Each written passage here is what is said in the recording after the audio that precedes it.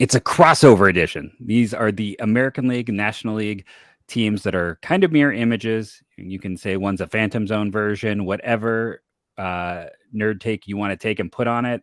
Light side, dark side, have at it on today's Locked On Guardians / Locked On Padres. You are Locked On Padres, your daily San Diego Padres podcast. Part of the Locked On Podcast Network, your team every day.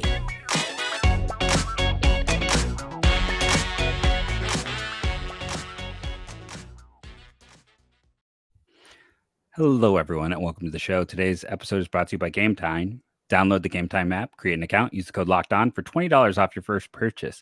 Last minute tickets, lowest prices guaranteed. It's been a while since we had Javi on the show here. He bailed me out one time. I had a guest who couldn't make it. He jumped in. I'm not going to say that I haven't had him on because for some reason, 6 hours later, my knee swelled to 4 times its size and eventually had to get drained. But I am going to be checking my knee through the next week just to see if that's the cause. I haven't had knee issues since then. So it was literally just we recorded and boom. So I don't know. Wow. What a start to the show, man. There we go. Just knee injuries. If I was really prepared, I'd pop up the terrible image of the drainage right now on the screen. That's the upside to YouTube. But no, but always a lot of fun. That time, I think you're just holding your Snorlax most of the time. I'm pretty sure. Yeah, I'm pretty sure that's what. But listen, these two teams have been frustrating. You can see if you can read the little. I don't know how much the Today Show people can read it because I can't read it as I type it. I'll just be fair and honest about that. I think it's okay, but yeah, we'll see. But leave a comment, folks, if you can. Two playoff teams, and both of us had high expectations for our teams, and then both these teams have struggled out of the gate, and now they're both playing better. So they're facing each other at the wrong time to face each other.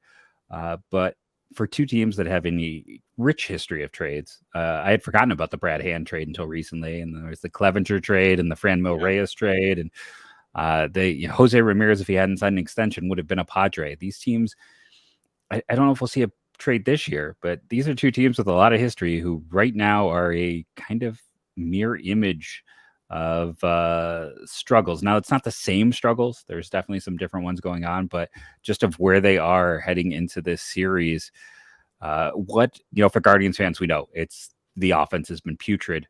What's been the big hit for the Padres this year? What are Guardians fans? What should we hoping is the thing that humbles them this week? Look, let me tell you, man. Guess what? It's the same thing over here with San Diego Padres. It's offense, and much of it has been attributed rightfully to runners in scoring position. They can't bring in runs. They have lowest batting average in the league with runners in scoring position.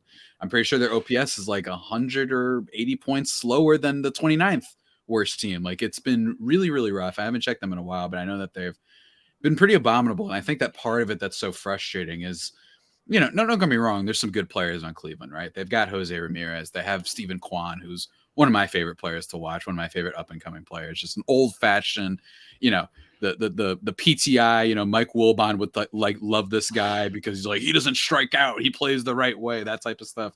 And they had Andrés Giménez, who had like this really big, blow up year last year, who I know hasn't been as good this year. And I'm going to ask you about that in a second, but there's still some good players on that team. But for the Padres, and this is in no way an insult, that's a team that has like the blockbuster. They've got the Mount Crushmore, as it was dubbed before the season. You've got Soto, Xander, recently, or somewhat recently, Tatis, and Manny Machado. You would think that with those four guys alone, you would at least not be the worst. You know what I'm saying? Like, I don't think that I was one of those people who expected that they would have like murderer's row or anything like that. I thought best case scenario was kind of a little bit like the Baltimore Orioles teams when Manny Machado was there, where it was like they basically just had those four sluggers and then nothing else mattered. Do we have starting pitching? Who cares? These guys are each going to hit like 35 home runs. But instead, that hasn't really been the case. And like you said at the beginning, like they've been playing a little bit better. Tatis has been electric in basically all regards. Manny Machado slowly trying to get things back to Manny Machado kind of norm. But it's been the offense, man. It's been the offense. And they've had some rough blowups before. They had a bad one against the Marlins, which was weird, like barely inside the the line, and then Gary Sanchez made a little bit of an error, and then you have this past weekend, which I, being the biased Padres fan, blame to the umpire crew, because as you know, Jeff, you gotta every now and then. It's like the old reliable SpongeBob meme. You know what I mean? Blame the umpires. Every now and then you have to do that, because I was aggravated that they had waited so long to pause the game with what clearly looked like a monsoon on the field. And then immediately after Ryan McMahon ties the game, then they're like, okay, put on the tarp. So I was like, all right, that's just like, that was just mean. See, I thought you just blamed Cleveland because we decided to give away Nolan Jones this offseason, even though we're desperate for power. Yeah. That's look, both of our teams having some moments right now in a lot of ways. But number one would be overall offense, and especially runners in scoring position. It's something to behold. Jeff, I know it's a controversy or a controversial topic among the baseball nerds, whether or not you should bunt. You know what I mean? Billy Bean of Moneyball would say no and all this stuff. But it's been so bad that there are times I'm like, can you just bunt? I just want to see runners move up. That's what it's been like. And I've said that with Ahmed Rosario, just so we can avoid the double play. Like bunt. Hey, we can't. I've not seen a bunt double play, but if it can happen, he would do it. Yeah, absolutely. And then I mentioned the bunt, and then Trent Grisham in the last game we played bunted, and I think it was the first or second pitch, and bunted out. So it just popped up, and it was like, all right, that's great. So it's just been, I am wearing the hat, which you somehow haven't commented on even before we started the show, my jester hat. But I feel like I've seen an image of you with that. I think that's why I wasn't thrown off by it a couple times. Yeah, in fairness. So I wasn't too thrown off by that.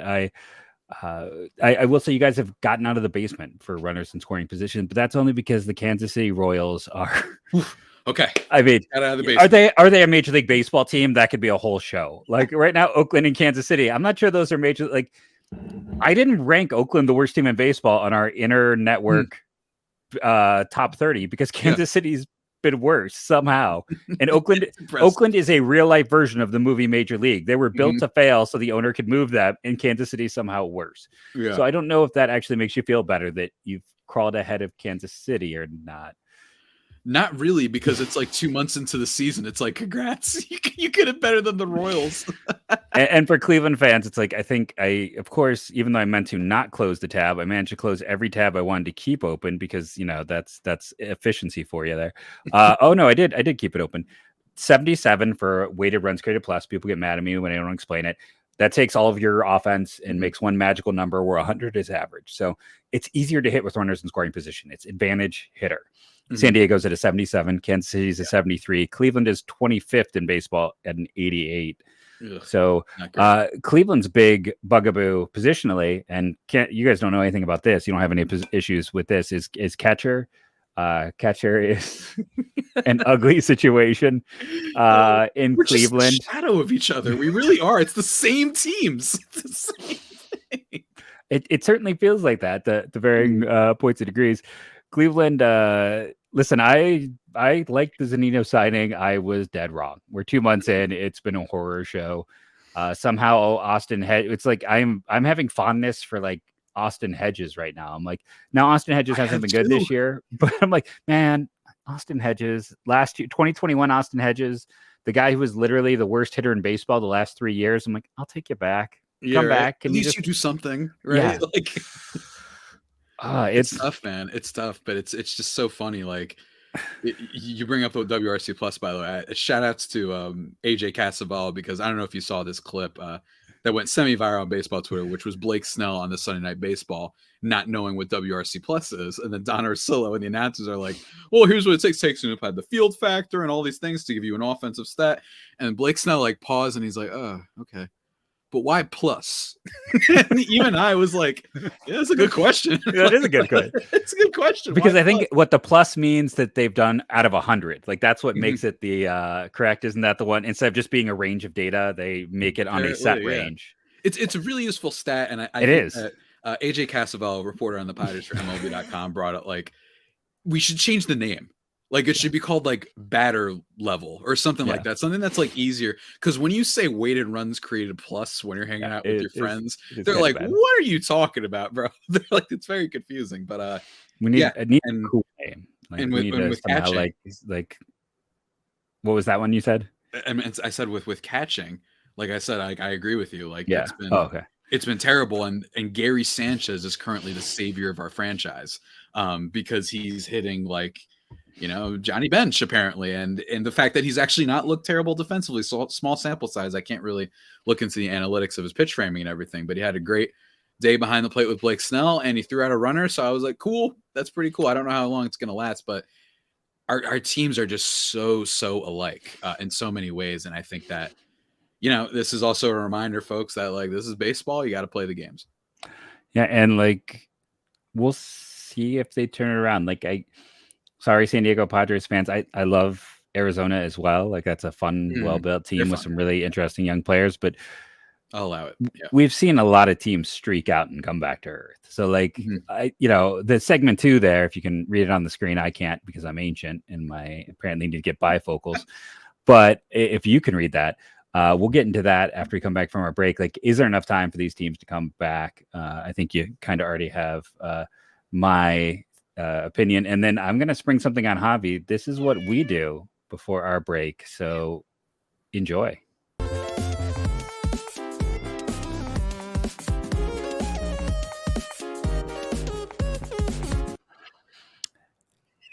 I want to take a moment, talk about our title sponsor, the good folks over at Game Time. And I want to apologize to them because Justin has always done this ad read. So if it's a little off today, my bad. But here's the thing. Game Time's here to save you money on tickets. And you want to always check out all of your options. And why should you want to go to Game Time in particular? It's the fastest growing one. And it's fastest growing for a reason. And to continue growing, they're going to have great deals on seats, on tickets. My co-host always talks about it's nice that he can go on and literally see where the ticket is. That is not something you have in a lot of places.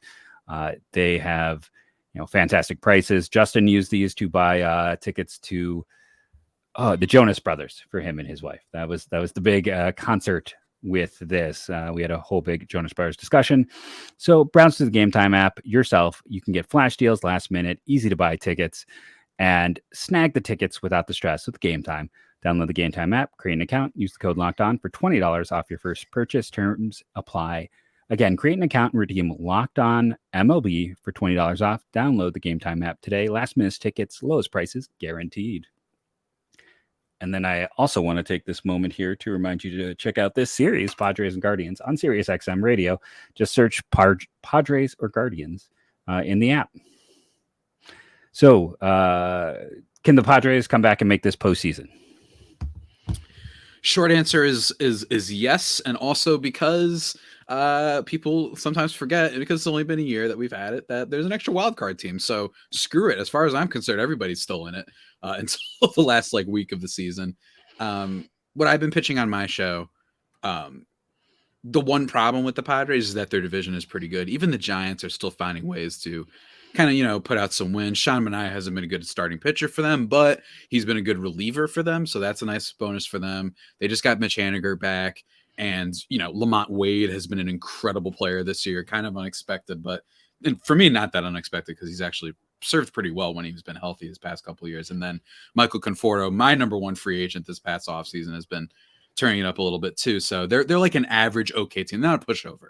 Right. I still think the Padres are better. I still think the Dodgers and D-backs are better for sure, but they're not a pushover. So that's going to be tough. And then you talk about Arizona and of course the Dodgers, but in terms of just winning, my case aside from just the wild card thing is this team is good at a lot of things that aren't offense. Unfortunately, the starting pitching has been really good. And yes, part of that was because of a great start from Seth Lugo and Michael Wacha has overperformed, but you got guys like Snell and Darvish and Musgrove who were underperforming and now are kind of getting back to it. So whatever might regress in the back of the rotation, I think is going to get better. Snell had his best start of the season, 7 innings, only 1 earned run, no walks and 12 Ks against the Rockies at Coors.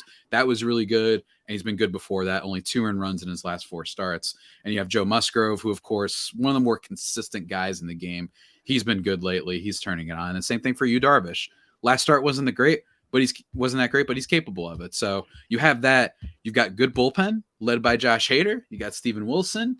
You got Tom Cosgrove, who's been really good so far as a young rookie.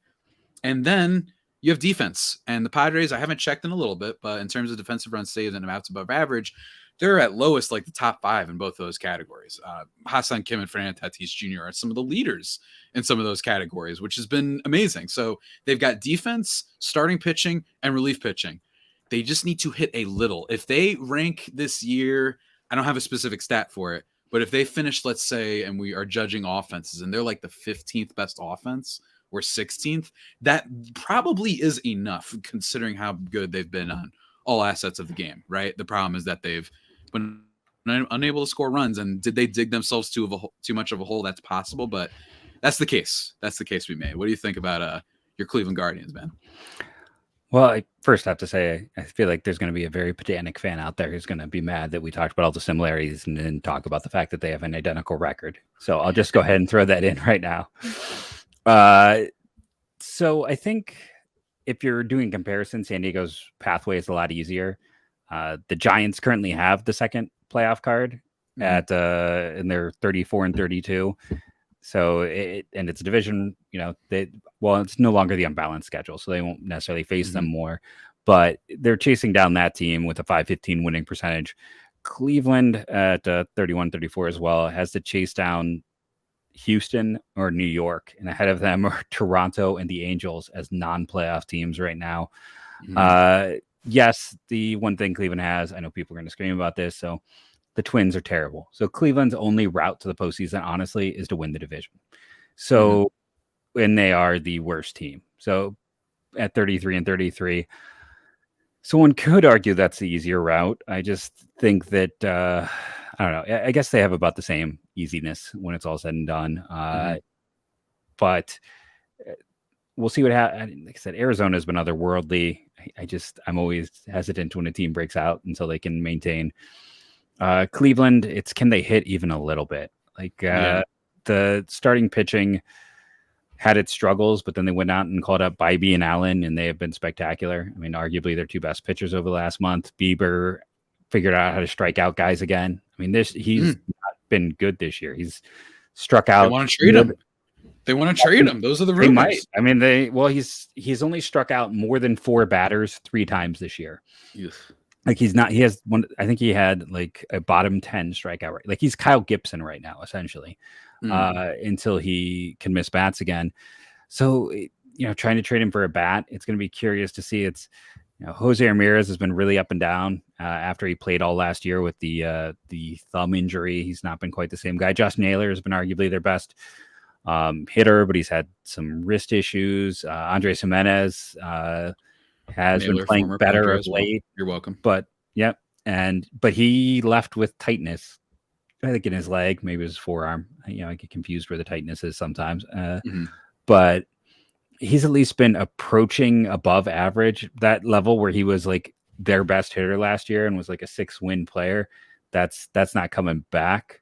And that's kind of the problem with this team. Like everyone is kind of worse than they were a year ago. Steven Kwan was a star, and he was the 3rd best rookie in the American League, in my opinion, behind 2 guys who had historically great rookie years with Julio and Adley.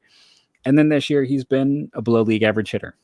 And when you don't have any power at all, you can't have any regression. And that's, Miles Straw is a fantastic glove, but his bat is not good. And, Will Brennan and Trent Grisham. Yeah. It's like, Will Brennan's maybe turning around.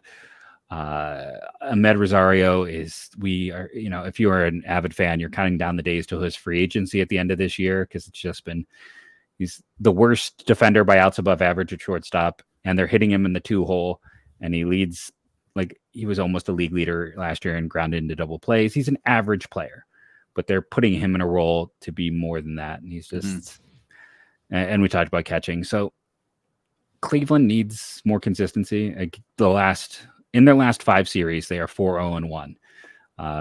They split the Twins one, but in that they took 2 out of 3 from the Astros. That's fantastic. One of my listeners told me it's the first time in Major League history a team has come back from 5 deficits in a game, a 14-inning affair on Friday night that they kept falling behind and coming back. That's pretty cool. That's fun. I had no idea. So shout out to Everydayer Dave Wendell for that stat. But it's every time you kind of just get so frustrated because it's never blowouts. Like they're losing. They have had more 1-run games than any team in baseball, and they've got a pretty decent bullpen, all things considered. But the bullpen has had a lot of guys.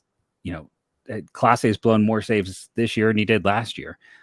So we're still kind of. They sent down 99. I call him 99 because I seem to always mispronounce his last name, and then people get mad about that. So everyone in Cleveland knows 99. But they have really interesting arms. They have the depth that the bullpen can be just, if the bullpen can get back to where they were a year ago, where they were a top 5 bullpen instead of being middling. I mean, right now this team would probably be tied for first if that was the case, even with the fact that until 2-3 weeks ago, they were the worst offense in baseball by a significant margin. But you have enough guys stepping up. Top half of the lineup is showing some good things.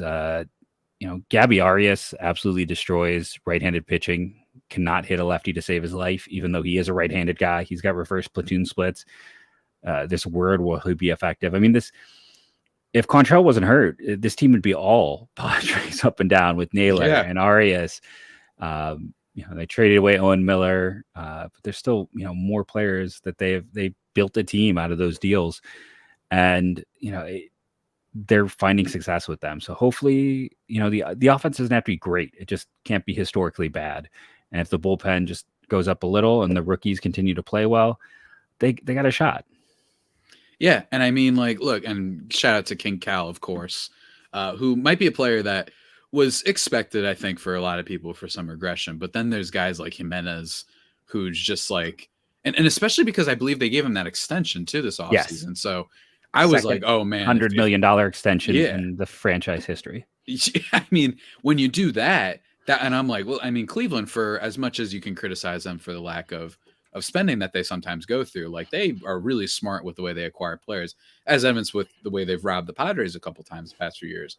And when I saw that extension, I was like, oh boy, we got they won the Lindor trade, right? Like this is a common thing that people love throwing on baseball. And even with Lindor's struggles, it seems like he's been better than Giménez this year, but that's been rough. And it's funny because I think there's another thing for me is on top of Andrés Giménez, and if you have any specifics about what's going on with him, because I feel like that's one of the biggest declines. I also have another question for you. I think he's when he came over, he had he was solid in the 2020 year, and he came into Cleveland and I think he's a guy where pressure can get to him a little bit. I think he and I say this as someone who overthinks, overjudges, and sometimes does my best when I just don't think. And I remember playing basketball in middle school, and my point guard having as a second unit, we ran. And I go, why do you have us run the whole time? Because I wasn't good enough start. He goes, because when you don't have time to think, you're good. That's all. It was if you have time to think, I would fail. I would overthink it. I mean, just if I was running, I wasn't thinking. I was just reacting. I think there's some of that with Andrés. He definitely looks like a guy at points who looks like he is pressing. We'll see. I will say, for as much as they don't spend, I do find it very funny. They've given out 2 $100 million contracts the last 2 years. Chicago White Sox of all teams have never given one out. I don't understand that. But it is funny, with Cleveland, that is worth bringing out, a little bit of a different organizational philosophy from the top. But just historically speaking, that's kind of what they've been. I mean, they're still right? should spend. They lost Sherman to Kansas City, and then they had a weird situation, and we still don't have all the information exactly what's going to happen on Blitzer, which is because when Blitzer put in his bid, I mean, he's going to have secondary guys because his net worth at the time was not worth the franchise he was buying. But at the same time, for the Dolans, they've made close to $1 billion by the time they sell this team. That's when you buy a team, it goes up so much in value that it's unbelievable. They still should be spending more. I appreciate them spending on these guys, but it's still, it's a start. Look what San Diego's doing. And it's a little different.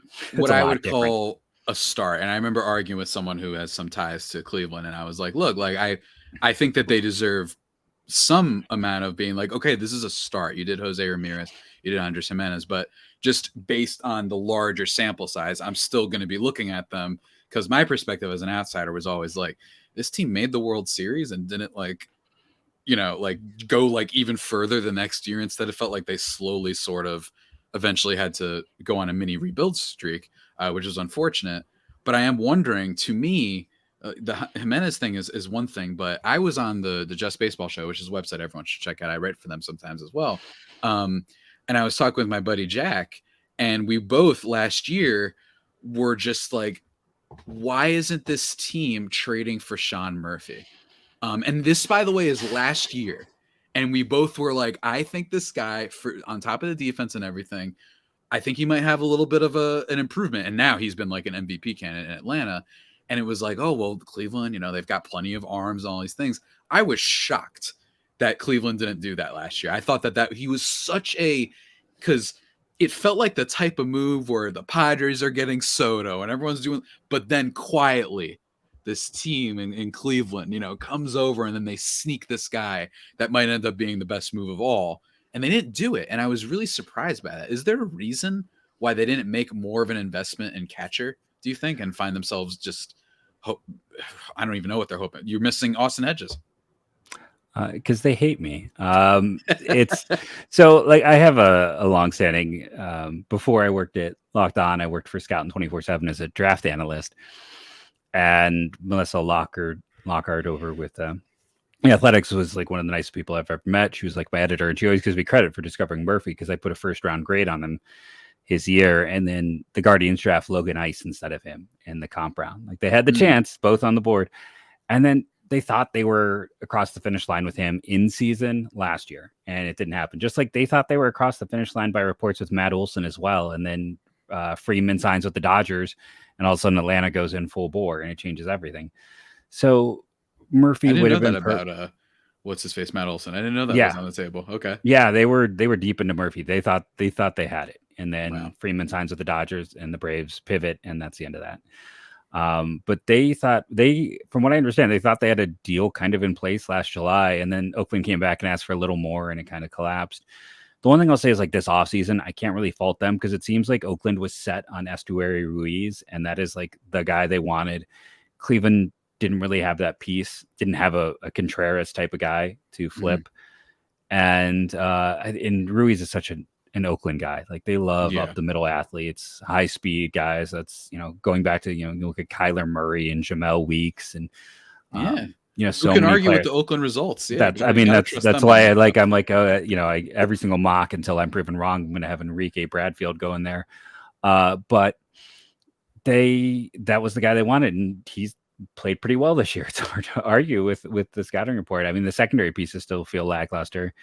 And then once that fell apart, Christian Vasquez, I feel like has been a little disappointing as well. We were like, hey, Zanino's a nice buy low. It's always the thing too. It's like Oakland traded another great catcher that I was sad that we missed out on was Jonah Heim. Like Oakland's apparently been the center of catcher trades. But you're hoping Bo Naylor's gonna be the guy. There's still some issues where he just whiffs on balls. Like there's a few games this year where he goes to grab it and it just goes right past him. Defense will never be the fort for him. But he can be league average. What you love about him is the work ethic. Like this is a guy who went out and learned Spanish to better communicate with his pitching staff. Like he went out and learned enough to do that because he knew the importance of it. A leader, an athlete. He's an awesome bat. But you're hoping it's Naylor because right now Zanino and Gallagher have been dumpster fire. Jeez. It's tough, man. But I guess now we gotta, what's going on? What's going on for the rest of the year? Like, I mean, do you think that is Cleveland going to be able to make a move? I mean, I know we're off from the deadline and whatnot. Like we've got some time, but like, what do they need to do? I guess, like, what do they need to do to fix this team? Do you think they're going to be able to? Because me personally, it feels not eerily similar, but a little bit similar. Last year, Minnesota was leading for a while, and then quietly Cleveland was like right there, right? Like the horse catching up in a horse race, and then they took over the division. And to me, that's my thing, is it's such a weak division that, Correa was the big signing for the Twins. Like he hasn't played well. It looks like all the injury concerns might have been right on him. So it's in general bad off season seemingly for everybody. Everyone who made a splash this except for the Braves. Except for the Braves and except for, I guess, the Rangers because of Eovaldi. Yeah. But even the Rangers, the soul for a soul, like in Avengers, right? They lose. Yes. They get Eovaldi, but then they lose DeGrom. So like every major free agent, like Xander Bogaerts is probably in the top percentile, even though he hasn't been able to hit lately because of a wrist issue for the most part. But at least he's been good defensively and had a great first month. But really like bad. I feel like not enough people have talked about like a really poor top tier output from the free agent class. And if you want to include guys like Machado and Giménez who got extensions, then just not great overall right now for our folks in the top level of baseball. No, I'm gonna do the little soundbite. Just have us go to a break and then jump into the third part here. All right. Just my way of tracking things, seeing some behind the scenes for Locked On Guardians listeners.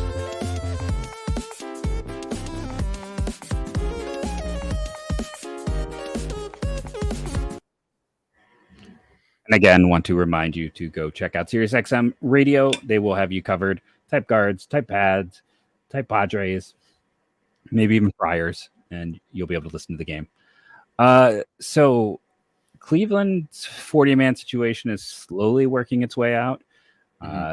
We traded away Owen Miller for a player to be named later in December and still don't know who that is. I'm still waiting on the results of the Owen Miller trade 7 months later. We'll see if that ever occurs, but they had a very packed 40-man. That's why I was a little surprised recently when they waived Zach Plesac and no one picked him up. I thought for sure someone would take a gamble with the pitching needs out there, but it's not as bad as it used to be. Unfortunately, I was hoping when the 40-man shook its way out for Cleveland, it's because they did something, and that just hasn't been the case. I mean, they sat on their hands last deadline. I wanted Murphy. If not Murphy, I wanted Connor Joe. Now Connor Joe was terrible in the second half, but I thought he was the perfect platoon guy. He's playing well again. Cleveland needs to get. I guess it comes down to this with Cleveland. If Bo Naylor comes up and plays catcher, which you're expecting him to do at some point this year, with the way Will Brennan's played, Quan and Straw are kind of disappointing, but you're still going to let Quan play every day to figure it out. So unless you can get like a big hitter in the outfield and conceivably move Straw to a fourth outfield role, they're kind of set because they seem tied to Ahmed. They seem, everywhere else in that infield is kind of, old friend alert for you guys. Josh Bell, we're hoping he hits well enough to opt out of his contract because we don't want to pay him another free agent, $16 million to have a 5-degree launch angle. He's played better of late. But speaking of disappointing free agents, Bell and Zunino have been pretty terrible. Yeah, in the grand scheme, Jose Abreu, just had a great weekend against us. Crazy, but Trey Turner was basically Isaiah Kiner Falefa, absent that one game when he hit 2 home runs. Like it's really. I think it's sad because it's all of us. We're always constantly yelling about how you should invest in your team, and I still think you should. When you just look at teams that win the World Series, that's usually there's teams that at least spend a good amount of money on top tier players. It's kind of, I compare it to the situation of football, which is that teams like to win when their quarterback is on the rookie deal. Yep. And it's like, you got to do that. That's the best thing to win. And it's like, yeah, it's going to be a lot harder when you sign the quarterback, but you know what's harder? Not having the quarterback. So it's kind of that situation where, yes, it's a lot easier when you don't have to pay your Jose Ramirez's or your Fernando Tatis Juniors yet, but it's even harder when you're just letting those players go and essentially for nothing. And you don't want to be like Oakland. So it's really tough, but I don't know. I still think it's, in fairness, a lot of season left. We still got some time. And I know everyone is going to bring up the Nationals from that one year, because that is going to be the thing that everyone does for the next 10 years for baseball. Is they're constantly going to say, oh, well, the Nationals started off poorly and then they won it all. So I don't know. Maybe there's no point. I look around baseball. It's like outside of the American League Central is awful. It's like, but how many teams are actually selling? Say, you go to the AL West. It's like, okay, so you have the Athletics. You go to the NL West, the Rockies. You go to the NL Central. I mean, is anyone selling in the Central? Maybe not. There's not a lot of teams. And I do think Cleveland is in a weird place. If they get help, it's probably going to be internal. It's probably going to be promotions. It's probably going to be some of those young guys. And, they've already kind of done that with Allen and Bybee. Those have been great for them. But it's outside of finding out a deal where someone let's say 99, pitches well enough that he comes back up and they look to trade one of this relief depth that they have so much of. It's what are you really getting for a reliever? I don't know. It's a weird situation right now where feels like a lot of teams do need a little more offense, and I don't know. Yeah, I don't know. It's like, the Nationals are already point. picked over. The Athletics are picked over. The Rockies are picked over. Are you hoping the Red Sox open up shop? Or I think Milwaukee could be a sneaky one. I mean, they were sellers last year when they literally were leading the division, and they just had that Corbin Burns fiasco. So maybe they're like, screw it. But in fairness, they're 34 and 32. Like, they still might be there, but that would be the only one, because that's a great point. Giants, maybe. There's a slight possibility that if things start going downwards, they're like, okay, we're going to sell. We only have like, fringe little middle tier contracts on this team anyway. Maybe we sell Conforto and get a decent amount. Maybe they'd think that. But yeah, I mean, it's a great point. Seriously, like, there's just not, it's not a good market. This is not what happened 2 years ago, where we had like the most spicy, incredible market in 2021, where it was players flying off the shelves literally every other hour practically. It was so much fun. Not as much for me, because my team was unfortunately ruined by the Ken Rosenthal tweet, and it burned a scar that you can still actually see on my face. Probably it's right here. There you go. It's still there, so that could be rough. But it's a great point that part of me is like, on top of the Padres being in a situation where they have so much money committed and they don't have as many prospects anymore that they probably couldn't trade for people. There's also nobody to trade for. So, you know what I mean? Like, it's just kind of a rough situation, unless your Pittsburghs and Milwaukee are like, you know what, this isn't sustainable, we're going to pull out actually, and then the Cardinals win the division again somehow. Yeah, it's like the teams that are below 500 right now, right around 500, are the Padres, the Guardians, the Mets. It's like White Sox, the Mariners. It's like those are the teams that, I mean, I guess if Tim Anderson is not playing well, that's a problem too. It's like, I don't even know where the trades develop. Cleveland's in that, but they're not trading him. Right? Cleveland's in that weird place where it's like, if Shane Bieber pitches well, they probably hold on to him. But if he continues to be kind of middling, maybe they hold on to him as well, because maybe the comp pick is more valuable than, a year and a half of his rental cost. It's like, then where do you trade him? Like, it's just the weirdness of that too. So I don't know. It's setting up to be a very boring deadline. Yeah, kind of my general view. That's what it looks like. But I'm really excited for this series between the Padres and Guardians. Like you said, though, it's unfortunate. Both teams were playing pretty well. I have no ill will towards Cleveland. They're actually a pretty fun team when you watch them. Shouts to the old CC Sabathia nightmare that happened. Or not CC Sabathia, Jabba Chamberlain from back in the day. Still one of the wildest things I've seen. A baseball playoff game. But Jeff, this has been so much fun. Do you have a prediction for this series? I think they're going to lose the in-between game. The Aaron Savale start is the one I feel that I don't know the Padres well enough to know how well they do against lefties. I feel like Tuesdays is the most fun game. Don't miss tomorrow's game. Wednesday, I'm not feeling great about. And then, I don't know, I'm not feeling great about Thursday either. Because like Michael Wacha is exactly the type of guy Cleveland struggled with all year. So I think if I'm going to make one solid prediction, it's they're going to lose Wednesday, which means they are 100% going to win now, because that's how this team's been all year. The game, they're going to lose, they win, and the game they're going to win, they lose. Absolutely. But it'll be very telling. And the Pods, they're running out of time. You know what I mean? They're running out of time, and they have to start showing something. Which version of their offense shows up, I don't know. But the good news, Padres fans, is if they can just calm down the Cleveland offense that has been so loud and uproarious, of course, as we've illustrated, then they might be able to be okay. And I think with Wacha, I think with Darvish, and I think with Musgrove especially, I think he's starting to turn things around. I think they might actually be able to get a W this series, but we'll just have to see, man. This has been fun, though. Yeah, it's been fun. Thanks for jumping on and talking baseball. It is a fun matchup of these two teams.